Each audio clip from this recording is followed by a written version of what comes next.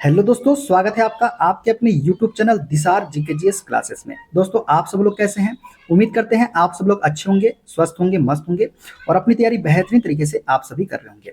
दोस्तों, हम आपको रेलवे PYQ क्वेश्चन का सॉल्यूशन करवा रहे हैं, जिसमें दोस्तों आज हम आपको बायोलॉजी का टॉपिक जैव प्रक्रम बायोलॉजिकल प्रोसेस के सारे क्वेश्चन करवाने वाले हैं जो रेलवे एग्जाम में पूछे गए हैं विद एनसीईआरटी फैक्ट के साथ में।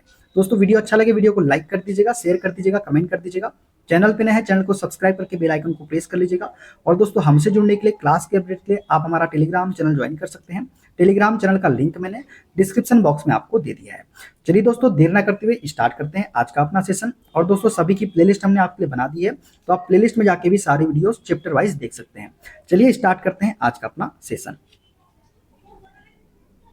पहला क्वेश्चन दोस्तों, निम्न में से कौन सा एक कोश की पक्षमापी जीव है? तो दोस्तों, पैरामीशियम जो है ये एक कोश की पक्षमापी जीव है। Option number B correct answer हो जाएगा। ठीक है दोस्तों, पैरामीशियम में पोषण की यदि बात करें तो पैरामीशियम एक कोश की जीव है जो विषम पोषी पोषण करता है। पैरामीशियम कोशिका का एक निश्चित आकार होता है, अमीबा में नहीं होता। ठीक है, पैरामीशियम एक एकल कोशिका वाला जीव है, इसलिए यह पोषण प्रक्रिया उसके कोशिका स्तर पर होती है। पैरामीशियम में पोषण की प्रक्रिया को होलोजोइक पोषण कहा जाता है, जिसमें निम्नलिखित चरण शामिल होते हैं। कौन कौन से? पहला है दोस्तों भोजन का ग्रहण करना। पैरामीशियम कोशिका का एक निश्चित आकार होता है और भोजन एक निश्चित स्थान से ग्रहण किया जाता है। किसमें? पैरामीशियम में। पैरामीशियम के शरीर पर छोटे छोटे बाल जैसी संरचनाएं होती है, जिन्हें हम क्या बोलते हैं? सिलिया पक्षमाप कहते हैं। ये सिलिया की गति भोजन को उसके मुख साइटोस्टोम की ओर ले जाते हैं। मुख के माध्यम से भोजन एक खाद्य रिक्तिका में प्रवेश करता है।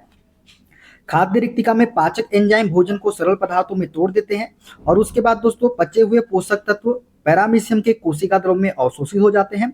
अवशोषित पोषक तत्वों का उपयोग ऊर्जा उत्पादन और वृद्धि के लिए किया जाता है और अपशिष्ट पदार्थों को कोशिका की सतह पर एक विशिष्ट बिंदु से बाहर निकाल दिया जाता है। उसी प्रकार जोग की बात करें दोस्तों, तो जोग जो है एक प्रकार का परजीवी कृमि है जो विभिन्न जानवरों और मनुष्यों को के खून को चूसकर अपना पोषण प्राप्त करता है। किलनी टीक जो है एक प्रकार का बाह्य परजीवी है जो जानवरों और मनुष्यों के खून को चूसकर अपना पोषण प्राप्त करता है। अमीबा जो है दोस्तों एक सरल एक कोश की जीव है जो अपने आकार को लगातार बदलता रहता है। यह एक कोशिका से बना होता है जिसमें एक केंद्रक, कोशिका द्रव्य और कोशिका झिल्ली होती है। अमीबा में पादाप स्यूडोपोडिया होते हैं जो अस्थायी उंगली जैसे उभार होते हैं, जिनका उपयोग गति और भोजन ग्रहण करने के लिए किया जाता है। किसके द्वारा? अमीबा के द्वारा। अमीबा अपने पादाप का उपयोग करके भोजन ग्रहण करता है। जब यह भोजन के कण के पास आता है तो यह अपने पादाप को भोजन के चारों ओर फैलाता है और भोजन को कोशिका के अंदर ले जाता है। अमीबा में भोजन का पाचन खाद्य रिक्तिका में होता है। अपाचित भोजन रिक्तिका के द्वारा शरीर के बाहर निकाल दिया जाता है। किसमें? अमीबा में। ठीक है, देखते हैं अगला क्वेश्चन। यदि ग्लूकोज 6 कार्बन अणु है तो पायरुवेट डैश है। दोस्तों, यदि ग्लूकोज 6 कार्बन अणु है तो पायरुवेट जो है ये 3 कार्बन अणु वाला हो जाएगा। कौन सा? ऑप्शन नंबर बी वाला।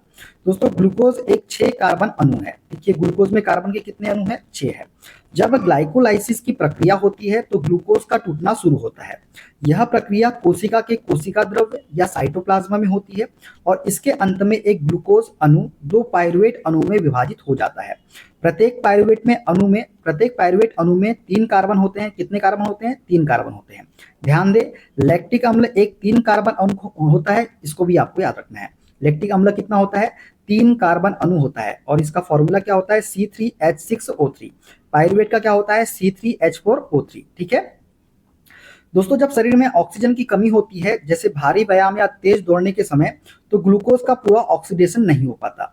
ऐसी स्थिति में ग्लाइकोलाइसिस द्वारा ग्लूकोज पहले पायरुवेट में टूटता है, फिर बिना ऑक्सीजन के पायरुवेट को लैक्टिक अम्ल में परिवर्तित कर दिया जाता है।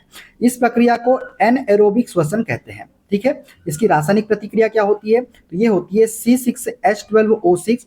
तो क्या बनता है? ये बनता है हमारा पायरुवेट बनता है और ऊर्जा निकलती है। ठीक है, क्या बनता है? पायरुवेट बनता है और क्या निकलती है? ऊर्जा निकलती है। तो लैक्टिक अम्ल बनता है दोस्तों, लैक्टिक अम्ल बनता है और क्या निकलती है? ऊर्जा निकलती है। ठीक है, C3H6O3 लैक्टिक अम्ल का फॉर्मूला है। ठीक है दोस्तों, अगला दोस्तों देखते हैं, फेफड़ों से ऑक्सीजन युक्त रुधिर हृदय में कहां से आता है? दोस्तों, फेफड़ों में ऑक्सीजन युक्त रुधिर जो है, रक्त जो है, ये आता है कहां से? तो ये आता है दोस्तों फुफ्फुसी शिरा से, बाय आलिन से। कहां से आता है? फुफ्फुसी शिरा के बाई आलिंद से आता है, तो ऑप्शन नंबर ए वाला करेक्ट आंसर इसका हो जाएगा। ठीक है दोस्तों, जब हम सांस लेते हैं तो ऑक्सीजन फेफड़ों की कुपिकाओं में पहुंचती है, वहां पर रक्त में मौजूद कार्बन डाइऑक्साइड बाहर निकल जाता है और ऑक्सीजन रक्त में प्रवेश कर जाती है। ऑक्सीजन युक्त रक्त को फेफड़े की शिराएं हृदय के बाएं आलिंद तक लाती है। इसके बाद रक्त बाएं नीले में जाता है और फिर महाधमनी के माध्यम से पूरे शरीर में पंप कर दिया जाता है। ठीक है, देखते हैं अगला क्वेश्चन। निम्न में से क्या भोजन को कोशिका में विशिष्ट स्थान तक ले जाकर पोषण प्राप्त करने में पैरामीशियम की सहायता करता है? तो यह है दोस्तों हमारा पक्षमाप। पक्षमाप सिलिया जो है ये पैरामीशियम में भोजन को कोशिका में विशिष्ट स्थान तक ले जाकर पोषण प्राप्त करने में किसकी मदद करता है? पैरामीशियम की मदद करता है पक्षमाप। ठीक है दोस्तों, पैरामीशियम एक कोश की जीव है जो गुहा पोषण होलोजोइक न्यूट्रिशन करता है। इसके चारों ओर पक्षमाप सिलिया नामक छोटे छोटे रेशे होते हैं। ये पक्षमाप लगातार हिलते रहते हैं जिससे पानी और उसमें मौजूद भोजन कण गुलिका ग्रसनी की ओर धकेले जाते हैं। इसके बाद भोजन को खाद्य रिक्तिका में ले जाया जाता है जहां उसका क्या होता है? पाचन होता है। अन्य विकल्पों की व्याख्या की बात करें तो कसाभिका जो है ये लंबे रेशे होते हैं जो यूग्लिना जैसे जीवों की गति में मदद करते हैं। कौन? कसाभिका वाले। ठीक है, और ना कि पैरामीशियम में। पाचकवाद की बात करें तो यह पाचन प्रक्रिया के दौरान भोजन को तोड़ने में मदद करता है, लेकिन यह भोजन को कोशिका में लाने का कार्य नहीं करता। कूटपाद स्यूडोपिया की बात करें तो ये अमीबा जैसे जीवों में भोजन को घेरने और ग्रहण करने में सहायक होते हैं, लेकिन पैरामीशियम में नहीं पाए जाते। कौन? कूटपाद स्यूडोपिया। ठीक है, देखते हैं अगला क्वेश्चन। निम्न में से कौन सा कथन सही नहीं है? प्रकाश संश्लेषण के लिए अविलेय उत्पादों का वहन स्थानांतरण कहलाता है। गलत कथन है दोस्तों। श्वास रंध्रों के माध्यम से जल की वाष्पीकरणीय हानि होती है। गलत आंसर है दोस्तों।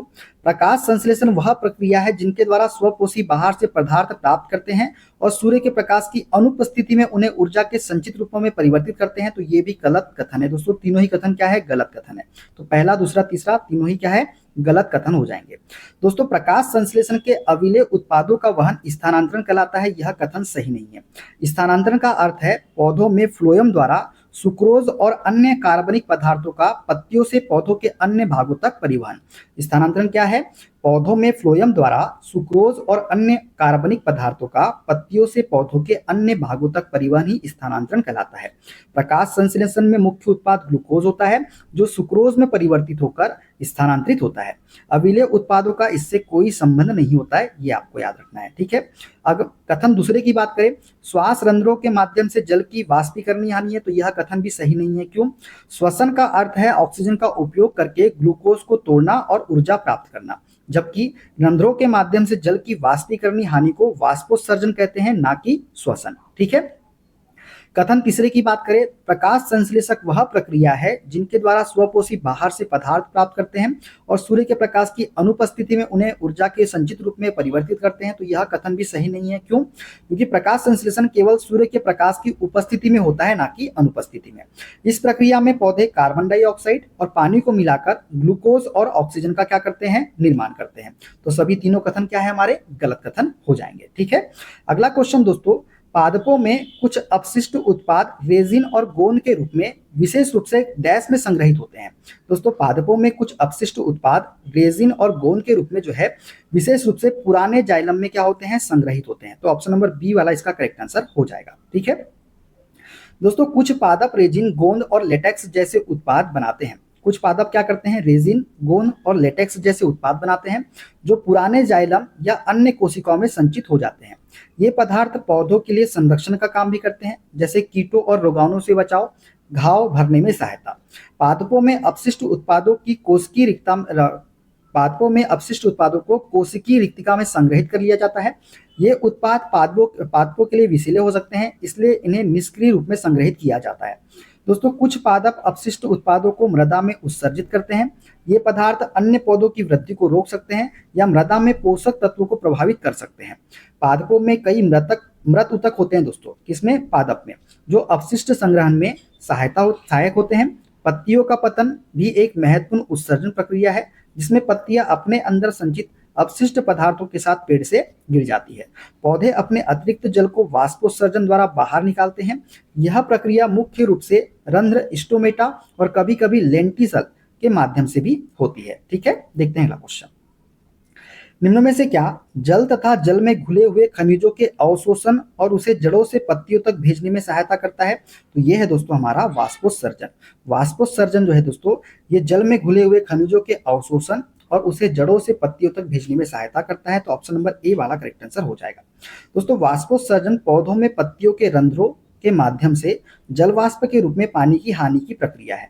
जब पत्तियों से पानी वाष्पित होता है तो पत्तियों में नकारात्मक दाब या सक्शन फोर्स उत्पन्न होती है। यह सक्शन फोर्स जड़ों से जल और उसमें घुले खनिज लवणों को जाइलम के माध्यम से खींचने में सहायता करती है। इस प्रकार जल और खनिज पत्तियों तक पहुंच पाते हैं। ठीक है, अन्य विकल्पों की व्याख्या करें तो श्वसन क्या है? यह ग्लूकोज को ऊर्जा में बदलने की प्रक्रिया है जिसका जल के परिवहन से कोई संबंध नहीं है। स्थानांतरण क्या होता है? यह फ्लोएम द्वारा सुक्रोज और अन्य पोषक तत्वों के परिवहन की प्रक्रिया है जो जल और खनिजों से क्या है? भिन्न है। प्रकाश संश्लेषण, यह पौधों द्वारा सूर्य के प्रकाश का उपयोग करके ग्लूकोज और ऑक्सीजन बनाने की प्रक्रिया क्या कहलाती है? प्रकाश संश्लेषण कहलाती है, फोटोसिंथेसिस। ठीक है, अगला क्वेश्चन है दोस्तों, परिवहन ट्रांसपोर्टेशन से संबंधित निम्न में से कौन सा कथन सही है? ये हमको बताना है। धमनियों में वाहिकाएं होती है जो रक्त को हृदय से शरीर के विभिन्न अंगों तक ले जाती है। तो ये सत्य कथन है दोस्तों। धमनियों की दीवारें पतली और लोचदार होती है? नहीं दोस्तों, धमनियों की दीवारें पतली नहीं होती, मोटी होती है। सिराओं में कपाट होते हैं और जो यह सुनिश्चित करते हैं कि रक्त केवल एक ही दिशा में प्रवाहित हो। तो ये भी सत्य कथन है। तो पहला और तीसरा सत्य हो जाएगा, दूसरा क्या हो जाएगा? असत्य कथन हो जाएगा।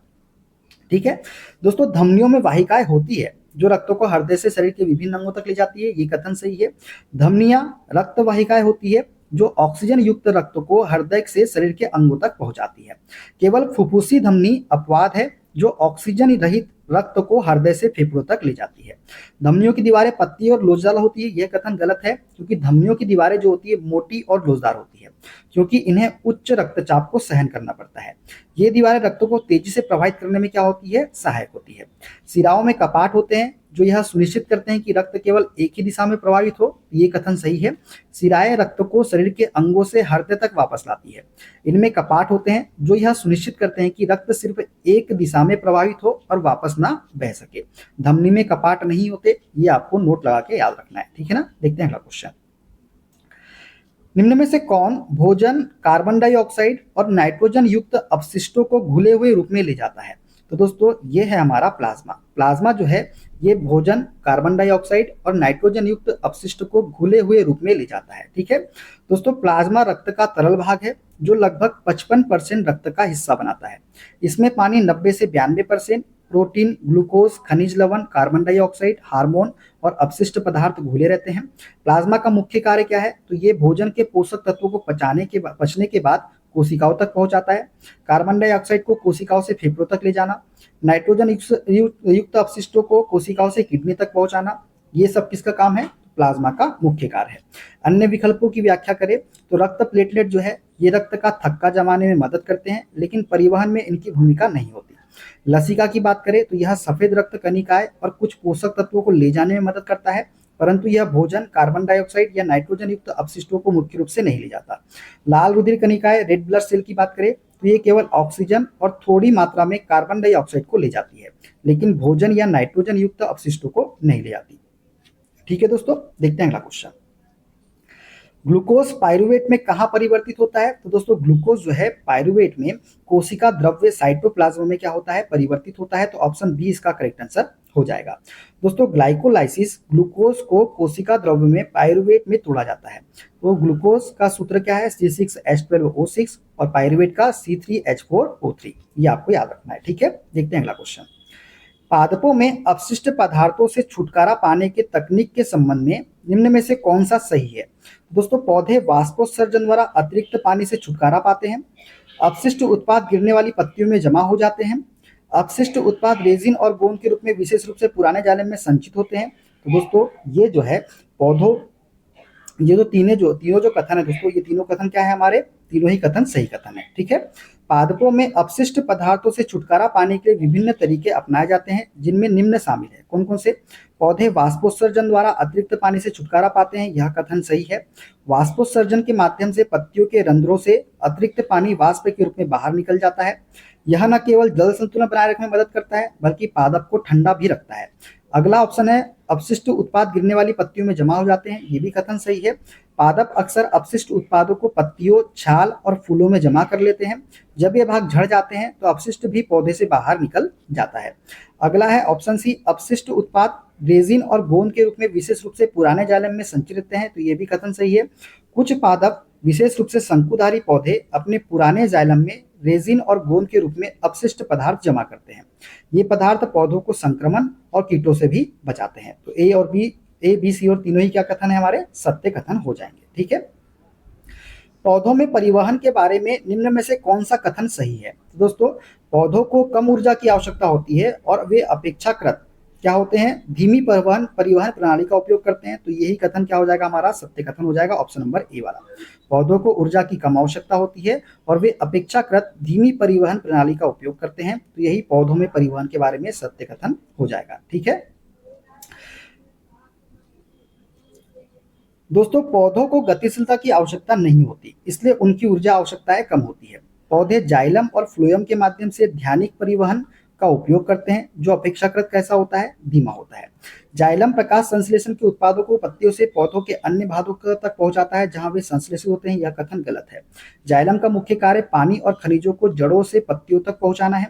फ्लोएम प्रकाश संश्लेषण के उत्पादों जैसे सुक्रोज को पत्तियों से अन्य भागों तक ले जाता है। फ्लोएम मिट्टी से प्राप्त पानी और खनिज को स्थानांतरित करता है। यह कथन गलत है। फ्लोएम का कार्य प्रकाश संश्लेषण के दौरान बने कार्बनिक पदार्थों को स्थानांतरित करना है, जबकि जाइलम पानी और खनिज को मिट्टी से पौधों के अन्य भागों तक ले जाता है। शाक और झाड़ियों में परिवहन प्रणालियों को जिन दूरियों पर कार्य करना पड़ता है वे बहुत अधिक होती है। यह कथन गलत है। शाक और झाड़ियां छोटे आकार के पौधे होते हैं जिनमें परिवहन की दूरी कम होती है। वृक्ष में परिवहन प्रणाली को लंबी दूरी तक काम करना पड़ता है। किसमें? वृक्ष में। ठीक है, देखते हैं अगला क्वेश्चन। श्वसन से संबंधित निम्न में से कौन सा कथन सही है? तो दोस्तों, श्वसन से संबंधित जो सही कथन है वो क्या है, खमीर में किण्वन के दौरान पाइरुवेट एथेनॉल और कार्बन डाइऑक्साइड में परिवर्तित हो जाता है। तो ये सत्य कथन है दोस्तों। ऑक्सीजन का उपयोग करके पाइरुवेट का विखंडन हरित लवक में होता है। नहीं, ये हरित लवक में नहीं होता, माइटोकॉन्ड्रिया में होता है। मांसपेशी कोशिकाओं में पाइरुवेट लैक्टिक अम्ल में परिवर्तित हो जाता है। तो ये सत्य है। तो पहला और तीसरा सत्य है, दूसरा क्या है, असत्य हो जाएगा। ठीक है दोस्तों, खमीर में किण्वन के दौरान पाइरुवेट एथेनॉल और कार्बन डाइऑक्साइड में परिवर्तित हो जाता है। यह कथन क्या है हमारा सत्य कथन है। किण्वन की बात करें तो यह एक अवायवीय प्रक्रिया है जिसमें ऑक्सीजन की अनुपस्थिति में पाइरुवेट को एथेनॉल और कार्बन डाइऑक्साइड में परिवर्तित कर दिया जाता है। यह प्रक्रिया खमीर जैसे जीवों में होती है। ऑक्सीजन का उपयोग करके पाइरुवेट का विखंडन हरित लवक में होता है। ये कथन गलत है, क्योंकि ऑक्सीजन की उपस्थिति में पाइरुवेट का विखंडन माइटोकॉन्ड्रिया में होता है, ना कि हरित लवक में। हरित लवक में प्रकाश संश्लेषण होता है, ना कि श्वसन। ठीक है, अगला है मांसपेशी कोशिकाओं में पाइरुवेट लैक्टिक अम्ल में परिवर्तित हो जाता है। तो यह कथन सही है। जब मांसपेशियों में ऑक्सीजन की कमी हो जाती है तो पाइरुवेट को लैक्टिक अम्ल में परिवर्तित कर दिया जाता है। यह प्रक्रिया अवायवीय श्वसन कहलाती है, जिससे थकान और क्या होती है, ऐंठन महसूस होती है। ठीक है, देखते हैं अगला क्वेश्चन। मनुष्य में निम्न में से उत्सर्जन से संबंधित कौन सा कथन गलत है? तो दोस्तों, उत्सर्जन से संबंधित जो कथन गलत है वो क्या है, मनुष्य में वृक्क वक्षी क्षेत्र में स्थित होते हैं, मूत्र मूत्राशय में संग्रहित होता है, रक्त में से CO2 फेफड़ों में निकाल दी जाती है।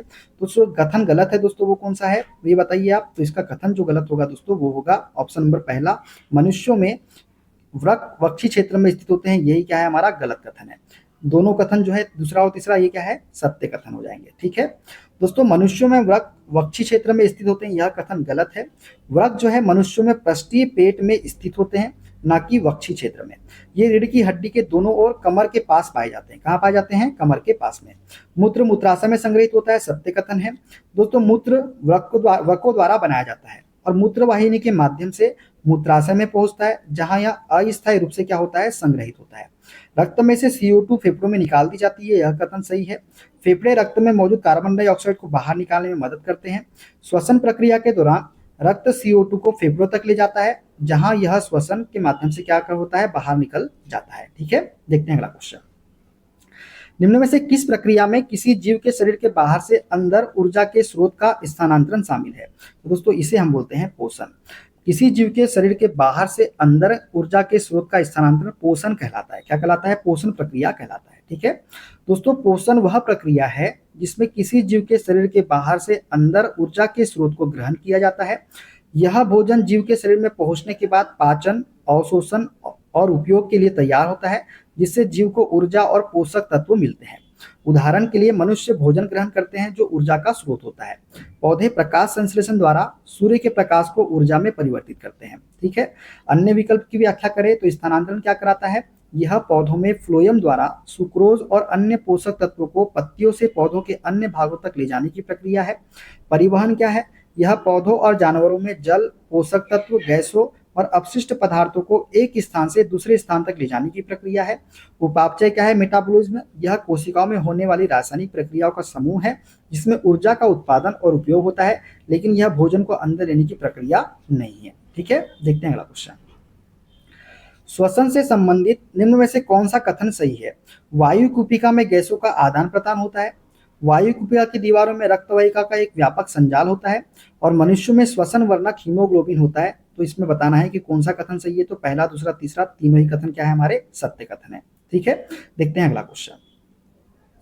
पाचन तंत्र में निम्न में से कौन हाइड्रोक्लोरिक अम्ल पेप्सिन नामक प्रोटीन को पचाने वाला एंजाइम और बलगम छोड़ता है? तो दोस्तों पाचन तंत्र में जठर ग्रंथियां जो है, कौन सी? गैस्ट्रिक ग्लैंड जो है, ये हाइड्रोक्लोरिक अम्ल पेप्सिन नामक प्रोटीन को पचाने वाला एंजाइम और बलगम छोड़ता है। दोस्तों, जठर ग्रंथियां पाचन तंत्र के अमाशय की आंतरिक परत में पाई जाती है।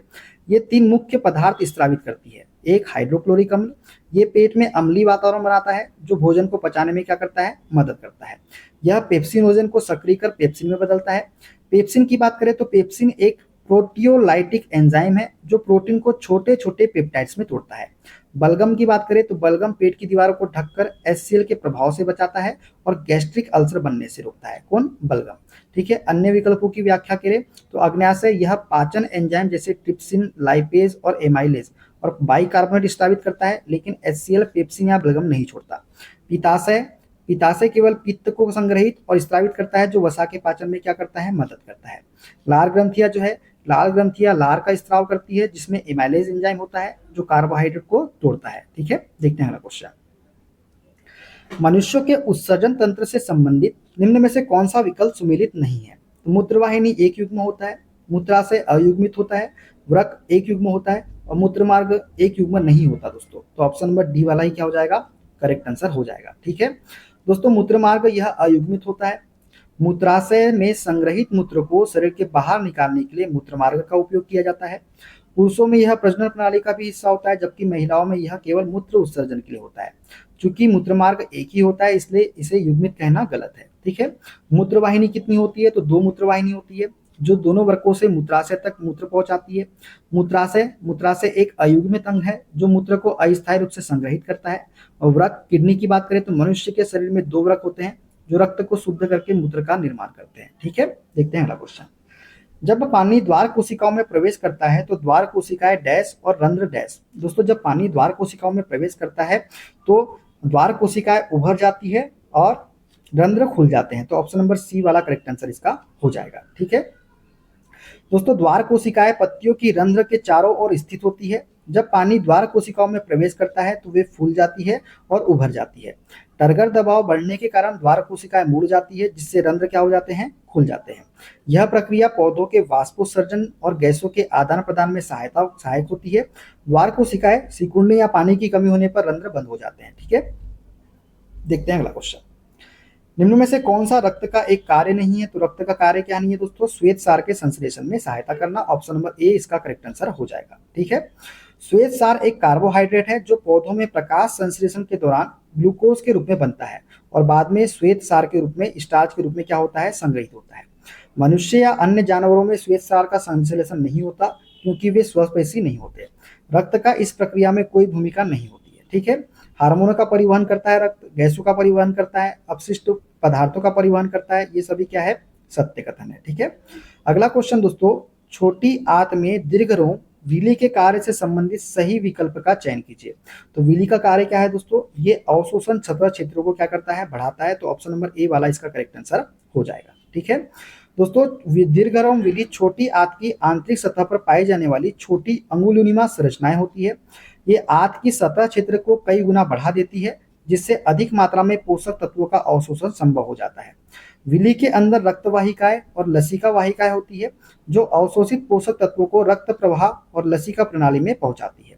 Glucose, amino acid, fatty acid और ग्लिसरॉल जैसे पोषक तत्वों का अवशोषण विधि द्वारा किया जाता है, ये आपको याद रखना है। ठीक है।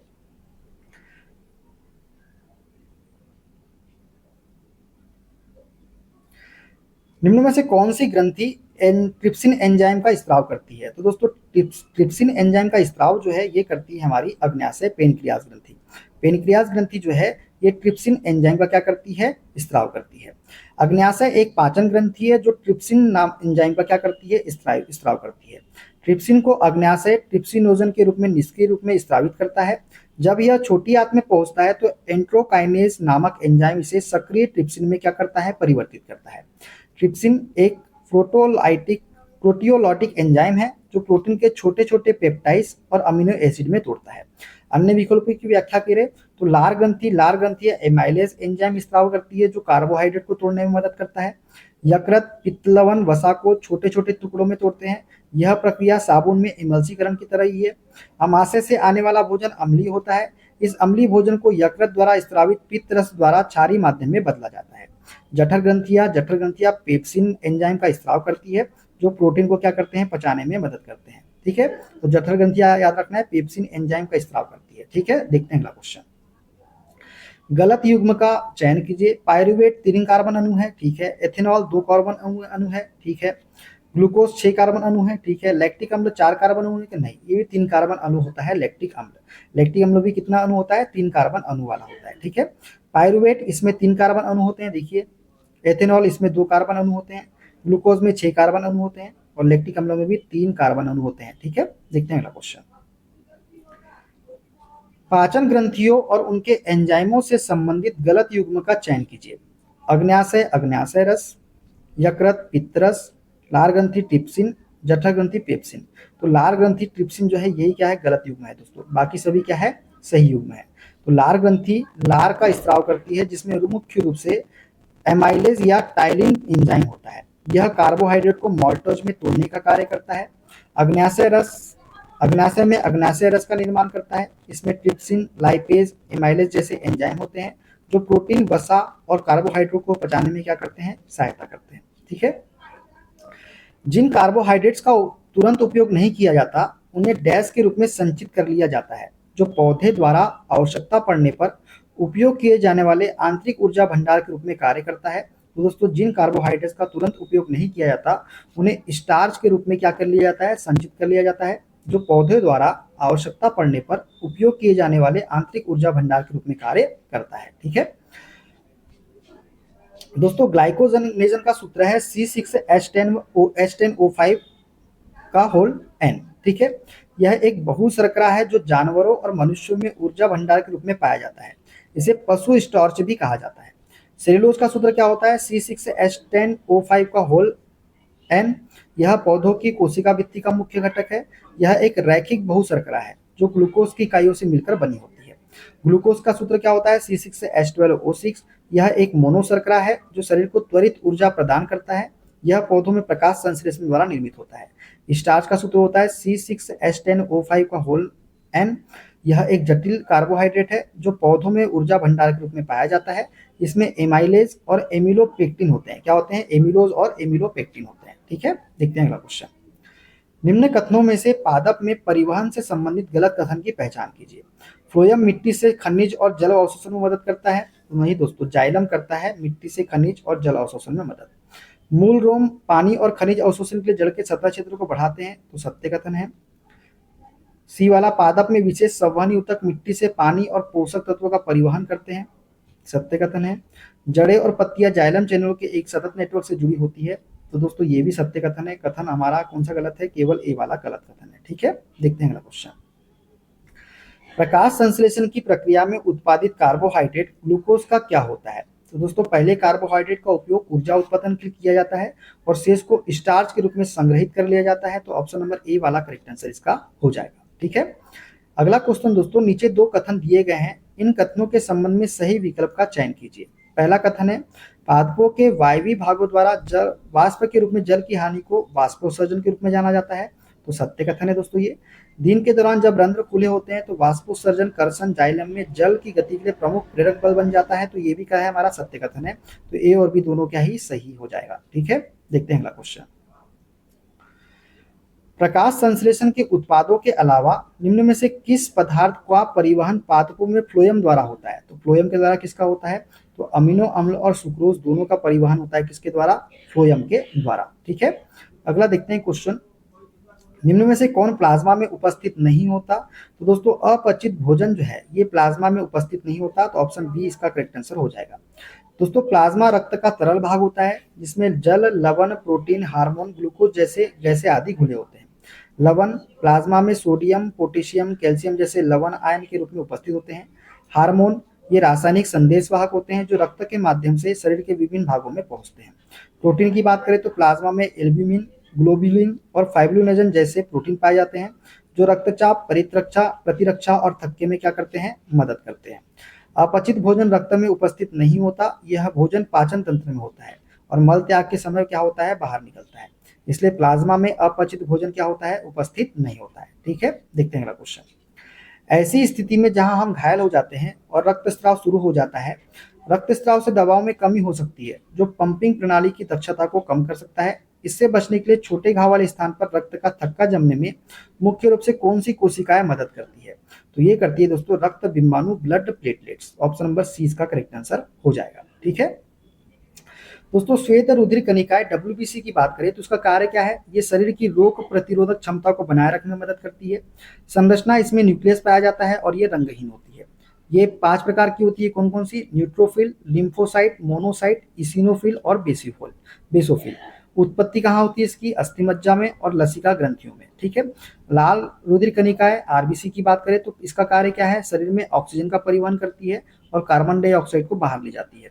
इसकी संरचना इनमें हीमोग्लोबिन नामक प्रोटीन होता है जो ऑक्सीजन को बांधता है। विशेषता क्या है? न्यूक्लियस रहित होती है, न्यूक्लियस नहीं होता। उत्पत्ति अस्थिमज्जा में होती है, अवधि 120 दिन रहती है। इसके बाद इन्हें प्लीहा और यकृत में नष्ट कर दिया जाता है, ये भी आपको याद रखना है। ठीक है दोस्तों, रक्त बिंबाणु, ब्लड प्लेटलेट्स की बात करें तो इसका कार्य रक्त का थक्का जमाने में सहायता करता है, ये जिससे चोट लगने पर अधिक रक्तस्राव ना हो। इसकी संरचना ये कोशिकाओं के छोटे छोटे टुकड़े होते हैं और इनमें कोई न्यूक्लियस नहीं होता। उत्पत्ति कहाँ होती है? अस्थिमज्जा में, मेगा कैरियोसाइट से होती है। अवधि 7 से 10 दिन होती है। इसके बाद वे नष्ट हो जाती है और अस्थिमज्जा में नई प्लेटलेट्स का क्या होता है? उत्पादन होता है। ठीक है, लसिका की बात करें तो इसका कार्य शरीर की संक्रमण से रक्षा करती है लसिका, या उत्कों से अतिरिक्त तरल पदार्थ को रक्त में वापस लाती है। संरचना इसमें लसिका द्रव, लसिकाणु और कुछ मात्रा में प्रोटीन होते हैं। लसिकाणु मतलब लिम्फोसाइट्स और कुछ मात्रा में क्या होते हैं? प्रोटीन होते हैं। इसकी विशेषता क्या है? यह रक्त के समान होता है लेकिन इसमें लाल रुधिर कणिकाएं नहीं होती, इसलिए यह रंगीन होता है। उत्पत्ति जब रक्त कोशिकाओं तक पहुंचता है तो रक्त कोशिकाओं से कुछ द्रव बाहर निकलकर कोशिकाओं के बीच आ जाता है, यानी लसिका द्रव इंटरस्टिशियस स्पेस उत्कों के बीच से निकलता है और लसिका वाहियाओं में जाता है। ठीक है, रक्त निकलता है दोस्तों अंतरकोश के द्रव में जाता है, फिर लसिका वाहिका में, फिर लास्ट में लसिका में जाता है। ठीक है, लसिका बाद में लसिका ग्रंथियों से गुजरता है जहां से इसे शुद्ध किया जाता है और फिर यह रक्त प्रवास में वापस चला जाता है। ठीक है, देखते हैं अगला क्वेश्चन। जब मूत्र नलिका से होते हुए प्रवाहित होता है तो निम्न में से कौन सा पदार्थ चयनात्मक रूप से पुनः अवशोषित नहीं होता? तो दोस्तों यूरिया जो है ये पुनः अवशोषित नहीं होता है। ठीक है दोस्तों, अगला क्वेश्चन है, जब हम अपनी पसंद की कोई चीज खाते हैं तो हमारे मुंह में लार नामक तरल पदार्थ के कारण पानी आने लगता है। इस स्थिति में कौन से एंजाइम स्टार्च को साधारण शर्करा में तोड़ देते हैं? तो यह है एमाइलेज एंजाइम। लार में क्या पाया जाता है? एमाइलेज एंजाइम पाया जाता है जो स्टार्च को साधारण शर्करा में क्या कर देता है? तोड़ देता है। ठीक है, देखते हैं अगला क्वेश्चन। निम्न में से कौन वृक्क को मूत्राशय से जोड़ता है या जोड़ती है? तो दोस्तों वृक्क को मूत्राशय से जोड़ता है हमारा मूत्र वाहिनी। यूरेटर जो है ये वृक्क को मूत्राशय से जोड़ता है। दोस्तों मूत्रवाहिनी एक पतली पेशी नलिका होती है जो वृक्क को मूत्राशय से जोड़ती है। इसका मुख्य कार्य वृक्क में बनने वाले मूत्र को मूत्राशय तक पहुंचाना है। मूत्रवाहिनी में पेरिस्टॉलिक मूवमेंट द्वारा मूत्र को नीचे की ओर धकेला जाता है। शिश्न की बात करें पेनिस की तो यह पुरुष प्रजनन और मूत्र उत्सर्जन प्रणाली का हिस्सा है लेकिन यह वृक्क को मूत्राशय से नहीं जोड़ता। श्रोणि की बात करें पेल्विस की तो श्रोणि शरीर का एक हड्डीदार संरचनात्मक भाग है जो कूल्हे की हड्डियों से मिलकर बनता है। यह शरीर के निचले हिस्से में स्थित होता है और रीढ़ की हड्डी को पैरों से जोड़ता है। मूत्र मार्ग की बात करें तो यह वह नलिका है जो मूत्राशय से मूत्र को शरीर के बाहर निकालती है, लेकिन यह मूत्र वाहिनी की तरह वृक्क से मूत्राशय तक मूत्र नहीं पहुंचाती है। ठीक है, देखते हैं अगला क्वेश्चन। जैव उत्प्रेरक के उपयोग से जटिल पदार्थों को सरल पदार्थों में तोड़ दिया जाता है, उन्हें क्या कहते हैं? तो उन्हें हम बोलते हैं एंजाइम। क्या बोलते हैं? उसे हम एंजाइम बोलते हैं। दोस्तों, एंजाइम जैव उत्प्रेरक होते हैं जो जैविक प्रतिक्रियाओं की गति को तेज करते हैं। जब जटिल पदार्थ जैसे कार्बोहाइड्रेट, प्रोटीन या वसा को सरल पदार्थों में तोड़ा जाता है तो यह कार्य विशेष एंजाइमों की मदद से होता है। उदाहरण के लिए एमाइलेज स्टार्च को माल्टोज में तोड़ता है, प्रोटीएज प्रोटीन को एमिनो एसिड में तोड़ता है, लाइपेज वसा को फैटी एसिड और ग्लिसरॉल में विभाजित करता है। ये तीनों आपको याद रखना है। ठीक है, देखते हैं अगला क्वेश्चन। अमाशय भित्ति में स्थित जठर ग्रंथियां निम्न में से किसका स्त्राव करती है? तो ये करती है लार का। नहीं करती है, किसका स्त्राव नहीं करती है? लार का नहीं करती है। श्लेष्मा, हाइड्रोक्लोरिक अम्ल, पेप्सिन का स्त्राव करती है। ठीक है, देखते हैं अगला क्वेश्चन। डैश शब्द सघन रूप से भरी हुई वृक्क निस्पंद इकाई को संदर्भित करता है। दोस्तों, ये है हमारा वक्राणु नेफ्रॉन। नेफ्रॉन जो है शब्द सघन रूप से भरी हुई वृक्क निस्पंदन इकाई को क्या करता है? संदर्भित करता है। दोस्तों, वक्राणु यह वृक्क की संरचनात्मक और कार्यात्मक इकाई है। यह रक्त को छानने और मूत्र बनाने के लिए जिम्मेदार है।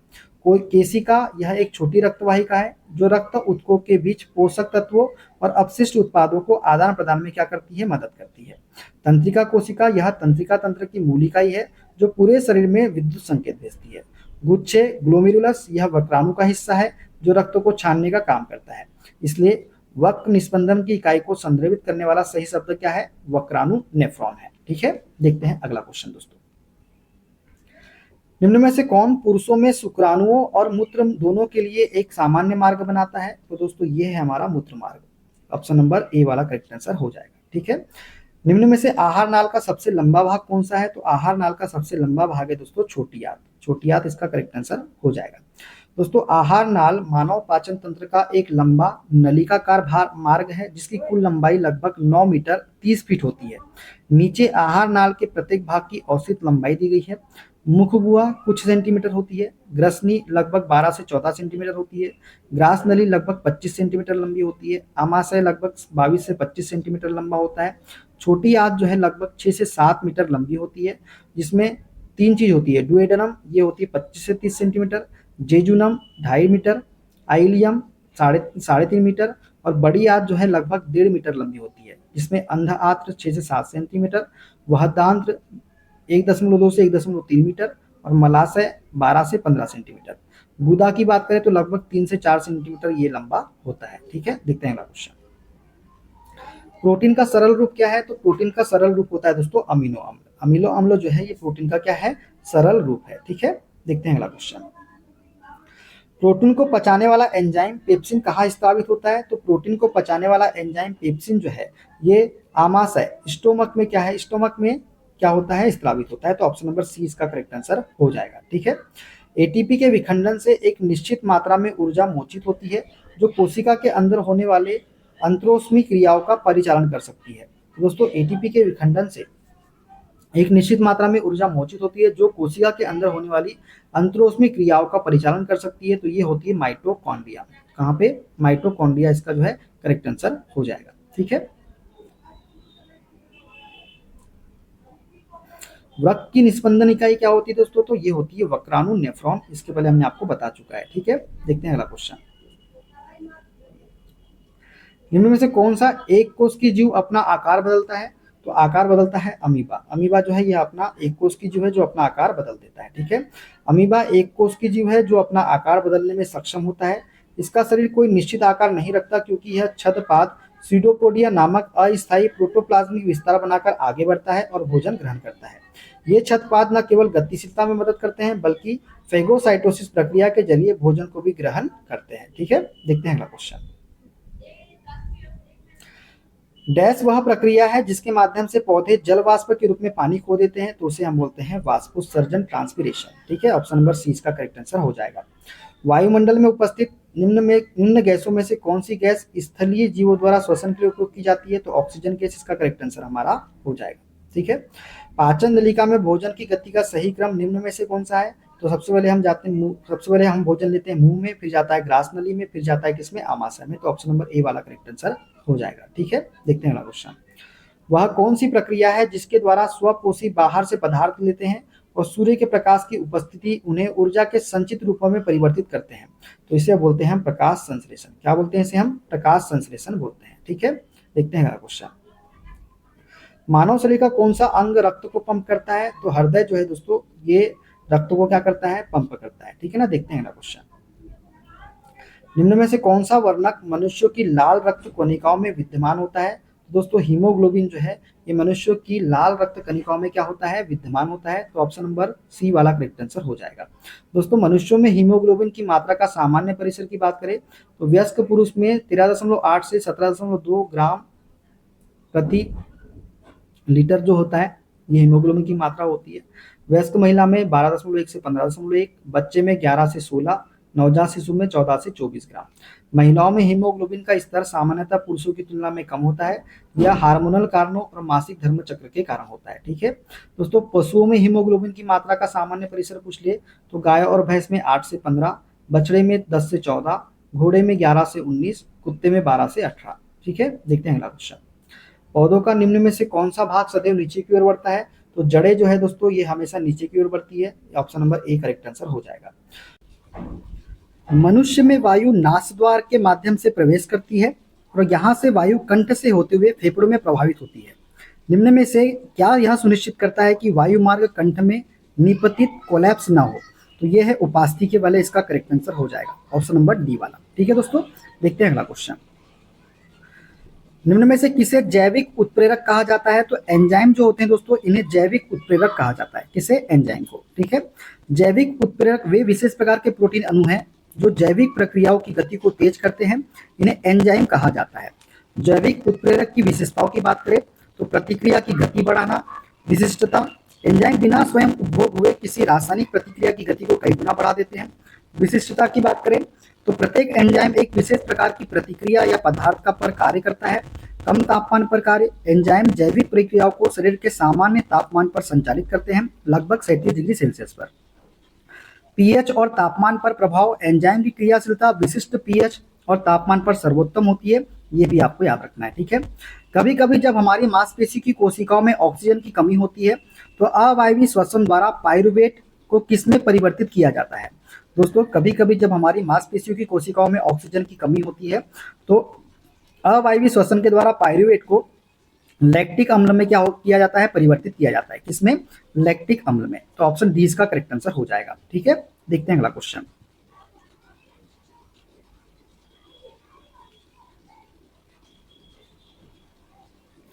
अचानक गतिविधि के दौरान हमारी पेशियों में किस पदार्थ के जमा होने से ऐंठन होती है? तो दोस्तों लैक्टिक अम्ल के जमा होने पर अचानक गतिविधि के दौरान हमारी पेशियों में क्या होती है? ऐंठन होती है। किसकी वजह से? लैक्टिक अम्ल की वजह से। उभयचरक के हृदय में कितने प्रकोष्ठ होते हैं? दोस्तों उभयचरों के हृदय में जो है 3 प्रकोष्ठ होते हैं। कितने प्रकोष्ठ होते हैं? 3 प्रकोष्ठ। दोस्तों 4 कक्षी हृदय पक्षी और स्तनधारी में पाया जाता है। सरीसृप मगरमच्छ का हृदय 4 कक्षी होता है। व्हील एक स्तनपायी है और सभी स्तनधारियों की तरह इसमें भी 4 कक्षी हृदय पाया जाता है। 3 कक्षी हृदय किसमें पाया जाता है? तो उभयचर और सरीसृप में होता है, जैसे हाइला, राना और ड्रैको, ये सभी में 3 कक्षी हृदय जिसमें 2 आलिन और 1 निलय होता है। हाइला और राना उभयचर है जबकि ड्रैको सरीसृप है। 2 कक्षी हृदय की बात करें तो मछलियों में होता है, जैसे मछलियों में बात करें तो हिप्पोकैम्पस हो गया, एक्जोसिट्स हो गया, एनाबेस में 2 कक्षी हृदय पाया जाता है। एक हरा परिसंचरण मछलियों में होता है जिसमें रक्त केवल एक बार हृदय से गुजरता है। दोहरा परिसंचरण पक्षी, स्तनधारी और अन्य कशेरुकों में पाया जाता है जिसमें रक्त 2 बार हृदय से होकर गुजरता है। ऊर्जा की आवश्यकता की बात करें तो पक्षी और स्तनधारी को अधिक ऊर्जा की आवश्यकता होती है जबकि सरीसृप और उभयचर को कम ऊर्जा की आवश्यकता होती है। ऊर्जा की आवश्यकता की बात करें तो हमने आपको बता दिया। ठीक है, निम्न में से किस जीव का हृदय 3 कक्षों वाला होता है? अभी हमने आपको बताया 3 कक्षीय हृदय किसका होता है, तो उभयचर का जो हृदय होता है ये 3 कक्षीय हृदय होता है। ठीक है, 3 कक्षीय हृदय में क्या होते हैं दोस्तों? 2 आलिंद होते हैं जिसमें बाया आलिंद और दाया आलिंद रक्त ग्रहण करते हैं। एक निलय होता है जो रक्त को शरीर और फेफड़ों तक पंप करता है। यह हृदय संरचना मुख्य रूप से उभयचर जैसे मेंढक, सरीसृप, मगरमच्छ को छोड़कर पाई जाती है। मेंढक, टोड, सैलामेंडर, न्यूट, सिसेला जैसे जीव उभयचरों के प्रमुख उदाहरण हैं। 3 कक्षीय हृदय जिसमें क्या होता है? 2 आलिंद होता है और एक निलय पाया जाता है। ये आपको याद रखना है। ठीक है दोस्तों, तो दोस्तों ये थे आज के सारे क्वेश्चन। वीडियो कैसा लगा कमेंट बॉक्स में जरूर बताइएगा। वीडियो अच्छा लगे दोस्तों वीडियो को लाइक कर दीजिएगा, शेयर कर दीजिएगा, कमेंट कर दीजिएगा। चैनल पे नए हैं चैनल को सब्सक्राइब करके बेल आइकन को प्रेस कर लीजिएगा। मिलते हैं दोस्तों अगले वीडियो में, अपना ख्याल रखिए। Okay bye bye, take care.